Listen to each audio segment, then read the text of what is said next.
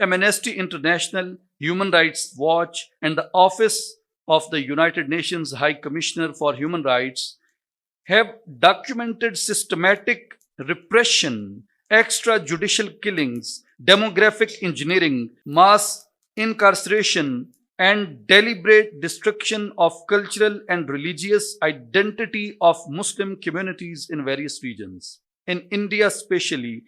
eyewitness verified reports by Human Rights Watch and Amnesty International show that Muslims face unlawful demolitions of their homes and properties, extrajudicial killings, threat of statelessness under citizenship verification schemes, mob violence triggered by cow protection, vigilantism, and a sharp rise in public hate speech, especially around elections, with 1165 incidents recorded in 2024 only.